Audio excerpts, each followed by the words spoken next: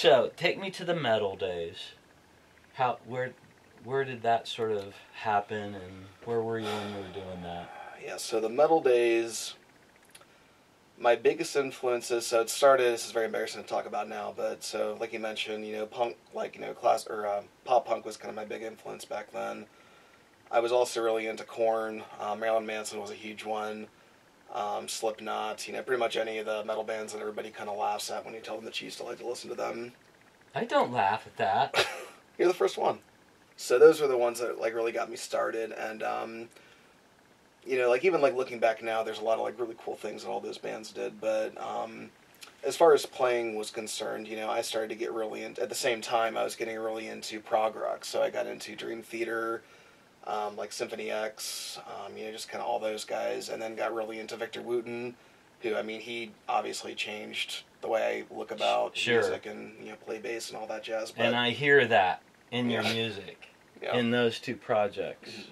Yeah, definitely a big influence. So I kind of had all of those, kind of influences going on at the same time. So as far as what I wanted to play is I wanted to, not just play metal music because, a lot of times when you listen to metal bands, the bass just kind of like, follows the guitar and doesn't really do anything interesting.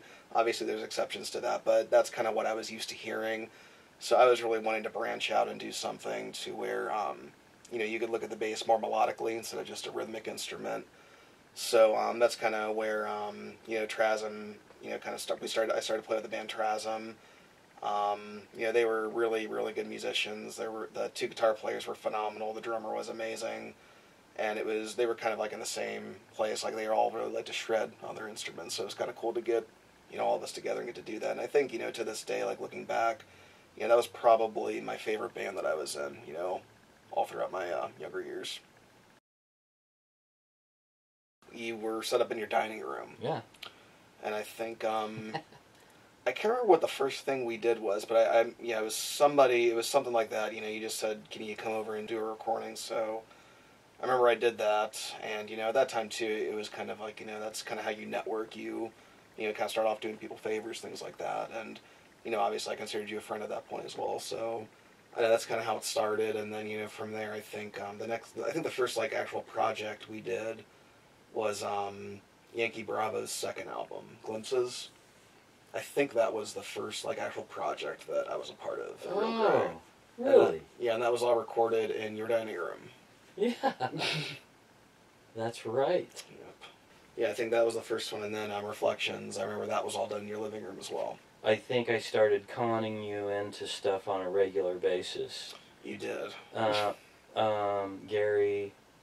Gary Peck, you played on probably one or both of his? I believe both. Yeah. And there's the Preludes project we did for you. Oh, that's right. I gotta get that. Yeah, you really do. Some good stuff. But yeah, but that's that's like that's the one thing that I really liked, kind of about you and what you were doing. So it's like, I've always wanted to, when I was going to school, I was trying to like kind of find myself in what I wanted to do, and I didn't know if I wanted to go to school for music or psychology. But I know, because music is obviously my biggest passion. I define myself as an artist, and that's kind of my personality type. But at the same time, I also really have a desire for helping people. And, kind of, when you were starting to ask me those things, I know you always, like, apologized and felt like you were, being annoying when, like, asking me to come over and, like, do these things. But I always thought it was really cool because it's like I was kind of getting the best of both worlds. I was getting to help people on their projects that weren't able to fund them. And then at the same time, I was, able to, play music, which is what I really wanted to do. Yeah. And you do it at a high level, too. You're a professional for sure. I try to be. So it's cool because, well, yes, you're always prepared. No matter how big or small the project is, when you come, you're always prepared. And the last one, the other night, 2 nights ago, or one night, was that last night or the night before? It's 2 nights ago. Was it? Like, literally, we could have taken your first take. And, 5 minutes after you got here, well, what are we going to do the rest of the night? It was funny. And I've always appreciated that about you. You've always, that to me is the, the essence of a professional. And treats everybody the same respect for everyone. And I just, I've really admired that about you. When you can start respecting me. I've always respected you, Ron. Well, I don't know, this is just a very, free-spirited environment, like and that's, one thing that I've noticed too. It's like, there's been times where, because I've recorded, I've helped you out with a lot of people that are like, young and up and coming. And, there have been some times where, like, there's definitely some questionable things, but, even through some of those questionable things, you were able to find, like, the stuff that was really cool about it, and you were able to help them expand that idea. And, like, I just remember, like, them coming in with these really basic scratches, and just by the end of the session, it's just completely evolved. But I thought it was cool, just, like, no matter who comes in here, whether it's, like, a seasoned professional or whether it's somebody that, just started playing a few chords, you've always seen something, you've always been able to find something in them. And, you really encourage them to do what they want to do. And, there's been some pretty awesome, final projects that have come out of it. To me, the goal of being in any kind of productive environment is putting a person in a place where they can succeed. Realgrey isn't just the studio, it's, the products that you put out, it's the people that you're around. I knew several of them. I think the ones that I have met here, I know the one we did most recently was Maddie's project, which I know I played a few shows with her. I know she was looking for more of like a traveling band, so I did a few shows locally with her, but she's a great person, still consider her a good friend, and that was a fun project to play on. I forgot about that. Yeah, and then you actually were the one who hooked me up with Kevin Embleton, so we did his album.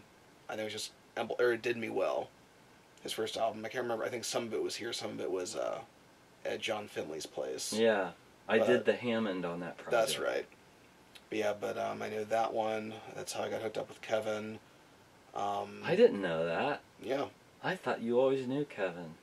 No, I think I had known his name. I think he heard of me and I've heard of him, but we never actually met.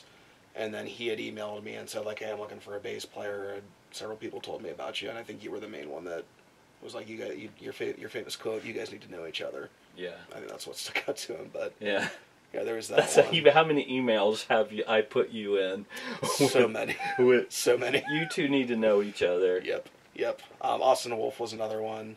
Oh, good. That was semi-recently. And same thing with Kevin. I knew who Austin was. He knew who I was. We just never really got to do anything together, so... That's great. But that was another one. Yeah, I'll look back on some of the stuff I've done here, and, like, I don't even remember who some of the people are, because I've only met them one time, but... you do it, and then just to kind of, like, see them, like, smile as they're listening to it, I mean, it's like, there's really no amount of money that can top that, and that's why I love doing a lot of the stuff that I do, like, just volunteer-wise here, because, again, it's just, like, it's not for money, it's just, like, just to see, just to be able to contribute to a project and see somebody smile from it is awesome. I think you've had this unbelievable journey about, the sympathy that you have for people, your own journey, and now you went to school. I was a master's degree in counseling and human development. Right. So what has that translated itself into? When I went to college, I knew I wanted to help people, and I knew I wanted to make music. So I was, again, since I kind of consider myself an artist and a musician, kind of first and foremost, and, I had a very supportive family. They're like, oh, we'll do what you love. We'll support you either way. So I went to school for music. I definitely don't regret it, because I learned a lot about, just like professionalism and different kinds of music and theory and, composition, and just I've learned so much, and have made a lot of great connections. So absolutely no regrets. I had my bachelor's degree in theory and composition for music. And then I got a sales job then, because I was planning on I wanted to go all the way forward and get my doctorate in music theory, because I wanted to eventually be like a college professor. I mean, I knew that I wasn't going to be happy, so I wanted to take a break, get a job for like a year and then go back. And so I was there, and it was a sales job, and, it paid well, so I just kind of got used to making money, and I was able to move out and, get my own apartment, and then I liked that independence. And then, before I knew it, I was promoted a few times, and then I was able to get my first house, and I just kind of, that 1 year break turned into a 10-year, like, oh shit, what the hell just happened the last 10 years of my life. You know, again, so I learned a lot of great lessons through that, and, you know, I definitely, like, pushed myself to different, like, work ethic in different fields that I never knew that I had, like, sales and all that jazz, but there was just always something missing, and it was just like, you know, I got home, and, you know, like I said, I had so many promotions, and I'd get, you know, raises, and just all this, like, positive affirmation. It kind of goes back maybe to the thing about, like, you know, taking compliments, but, you know, all these good things were happening, and I was just like, why am I still so unhappy?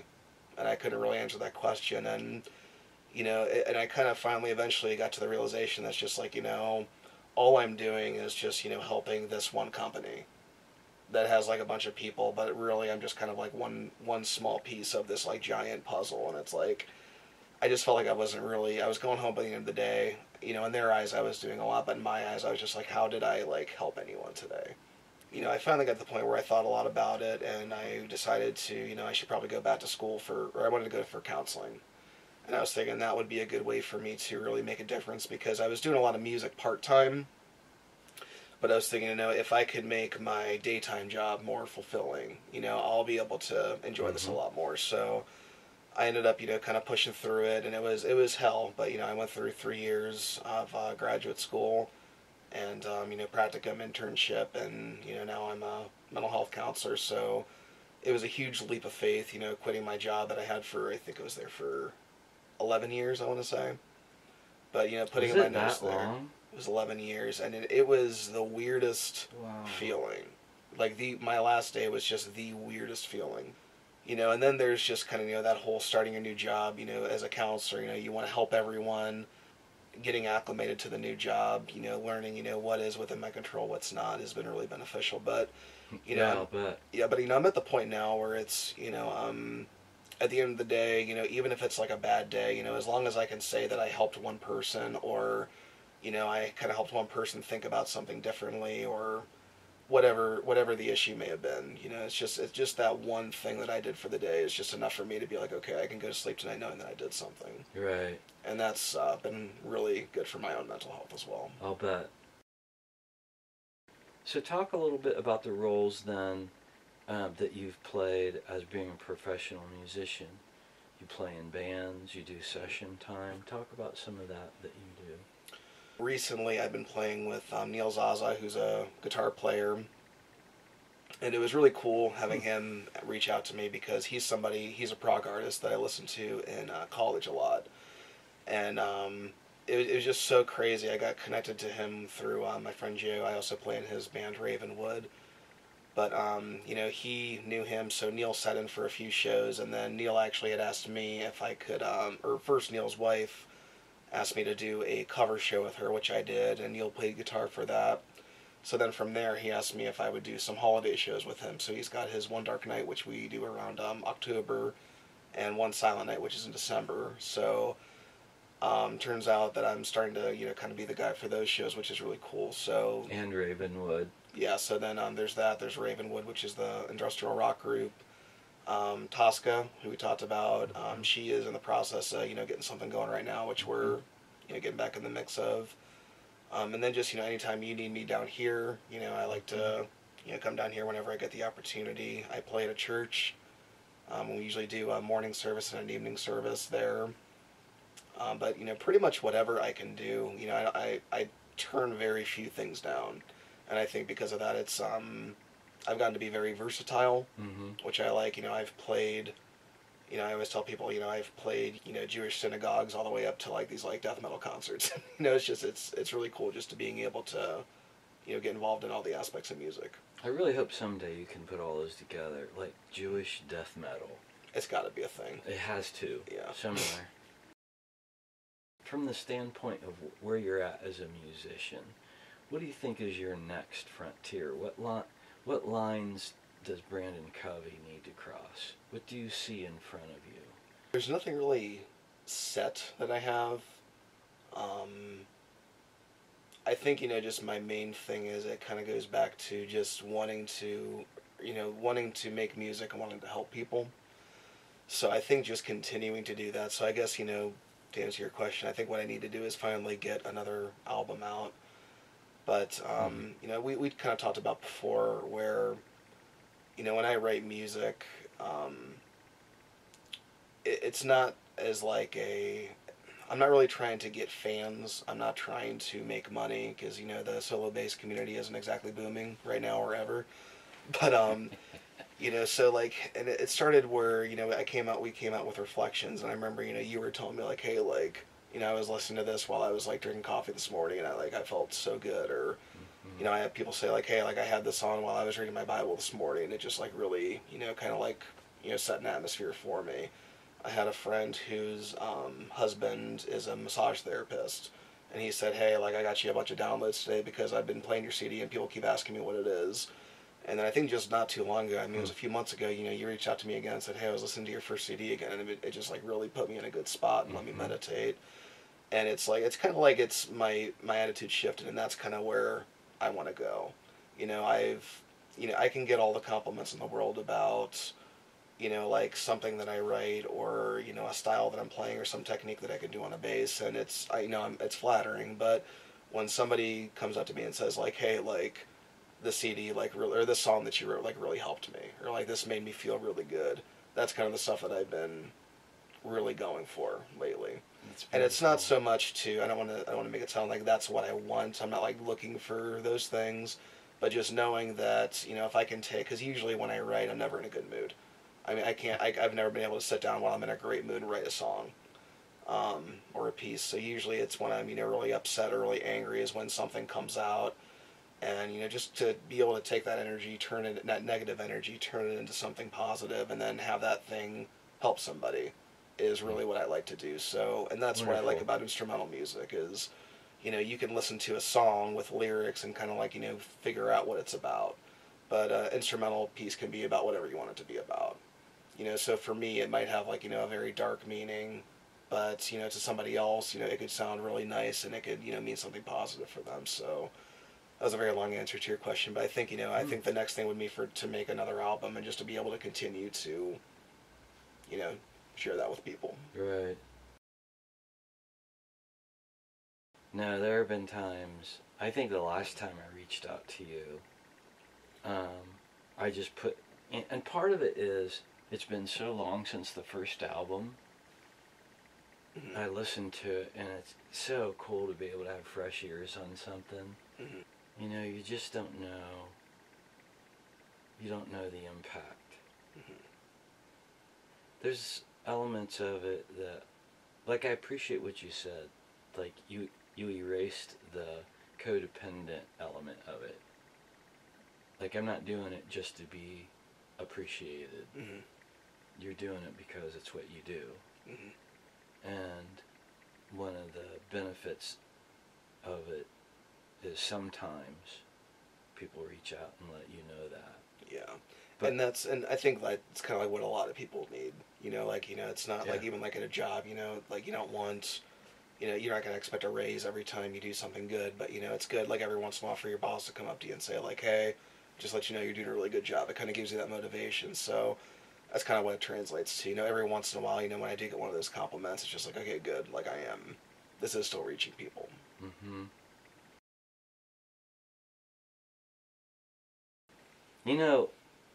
It's kind of cool. No matter what level you're at, I think people really connect and appreciate hearing these kinds of stories. Michael Omari is somebody, and I probably told you this, forgive me if I haven't, but Michael Omari was at Sweetwater Gear Fest about 5 years ago. I forget what year it was. And I told Bro, I was like, dude, let's drive over to where they were having his talk. I said, let's go over there a little bit early because before he goes up, nobody's gonna know who he is, and maybe I'll see him. Yeah. So I walked over to where I knew they go into the back door, and there he was, all by himself. And I walked over there and I said, Michael Omardian. And he looked at me and he said, hey, that's my name too. And we laughed. And I shook his hand. And I said, brother, Seasons of the Soul. And he went, whoa, that's way back there. I was like, I can't tell you the difference that project made for me. It's not forever. It's just a season of the soul. And my brother had that album, and that would have been in Thanksgiving 1979. I went and spent with my brother David out in Kansas City. He lived there, and he was like, hey, listen to this. Dude, I've been listening to it. It was Michael and Stormy Omari. And so I talked to him for, you know, probably 15 or 20 minutes. And I said, hey, I have something in here. And I pulled out Keyboard Magazine from 1987. And he was on the cover. He was like, dude, I don't even have one of those. And I said, dude, I want you to sign it. He was like, on the cover? I was like, well, yeah. And so he signs it. Ron, you know, nice to meet you. And Michael Omari. And I opened it up. And I said, okay, let's talk gear. I said, your TX, you had an 816. I said, I have a 416 now. He said, Ron, I don't have any of that gear anymore. And he said, let me see that. And we were looking at his old gear. And, like, this is somebody that's been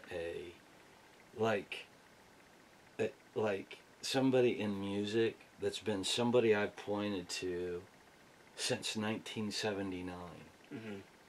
You know, when I was a freshman in college and hating who I was. And his music said to me, it's not forever, it's just a season of the soul. And that made a forever difference for me, dude. It made a forever difference. And I had always hoped that someday I would get to tell him that. Yeah. And I did. And he received it. And it's in those moments that I think, like Michael Omari produced Christopher Cross and just Rod Stewart and Diana Ross, and go right down the list. You know, he played on Steely Dan's albums. He's like been there. Yeah. Right? Man, it was great to see him as just a human being that really appreciated a connecting point. Like, I'm not just doing the people worship thing here. There was a significant thing that you said that made a significant difference for me. Here's what it was, and there's a human connecting point. Brandon, I see you as someone who has really connected the dots in your own experience and looked at what's it take to cross those lines. You're a line crosser, right? And I remember those ugly days. Let's jump back 10 years. What kind of a conversation were we having then? And now look at the lines we've crossed. Yeah. You know, look at, and for you, dude, I remember you were playing with Yankee Bravo. You were playing for churches. You were playing for Ravenwood. You were, you know, all these people, you were playing for them and going to school and working full time. And then Ron calls you, hey, Brandon, you know, and you would give me a date in 2 weeks. Send me the music, and you would say, I only have from this time to that time. And you'd come in and you'd be ready and you'd bust it out. Those deliberate moments when you said, this is not working for me. I need to do something to prepare myself for that next line. To be self-aware of your current situation and self-aware of the future. You know, at least from the perspective you have now, instead of being a dreamer where your ideas change every 32 seconds, that would be me, to someone that has a dream and you break it down into attainable chunks and you just knock those down one line at a time. Every one of those chunks is a line, right? Yeah. And I think this whole idea of that, like, that's what I have in my heart for musicians. Like, where am I at emotionally? What am I willing to do? I have that conversation with a lot of people. You know, I'm pretty honest about where I've been and the counseling that I've had, the lines we've had to cross. You know, that comes with a lot. It's humiliating. And I was sitting, I didn't want anybody to see my car in the parking lot.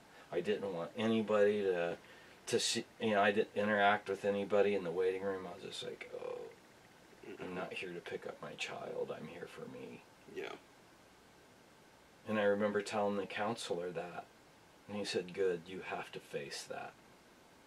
And it's almost like when I ask this question, what lines do you need to cross? It's almost like I want to be able to ask that question. Is humiliation the wrong word? What is it? I mean, it's humility. Do you have people that you know come in and they're really uncomfortable to talk to you because they're embarrassed that they're there? First of all. Yeah, and I think it's just the stigma that comes with counseling. You know, it's like if you need counseling, you're crazy. You know, there's something wrong with you. But you know, I mean, if you look, I mean, if you just walk outside, I mean, you've got pretty much just as many mental health agencies or private practices as you do like doctors' offices, or like, you know, medical specialties.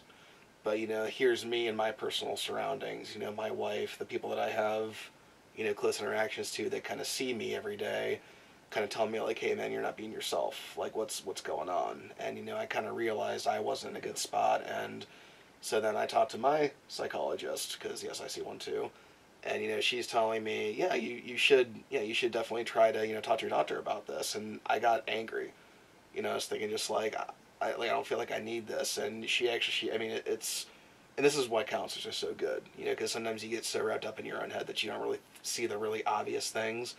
And she was just like, well, how many instances have you like found yourself like telling your clients to, you know, that they should probably pursue it? And I'm just like, oh shit. You know, like, what makes me any different? And it was just like, okay. So, and, you know, another thing that she had asked me was this, like, you know, like, if you were a diabetic, you know, would you deprive yourself from insulin? You know, obvious answer is no. For your mental health, why is it any different? So it was just a very simple, but it was just one of those things I just needed to hear it from someone. But I think, you know, that was kind of a medication analogy of it. But, you know, just kind of what you were saying from a mental health perspective, or seeing a counselor. You know, like, usually if you tell someone, like, imagine going on a first date with someone, and you say, like, hey, I got a counseling appointment after this. They're probably going to be like, oh, what the hell's wrong with this guy? You know, there's just a stigma with it. So I think, you know, that part of that, though, is once you realize that you need help, having the humility to, you know, say, okay, screw what everyone else thinks. I'm going to do this for myself. Right, and that's really where you have to get. Mm-hmm. That's a hard place to be. It is. But there's something really liberating about being in that spot. Mm-hmm. You know, mm-hmm. Dude, it's 6:25. That last 30 minutes just evaporated. It seriously did. Yeah, we got into a conversation. I actually forgot we were filming. Isn't that good? It is. I think it's good.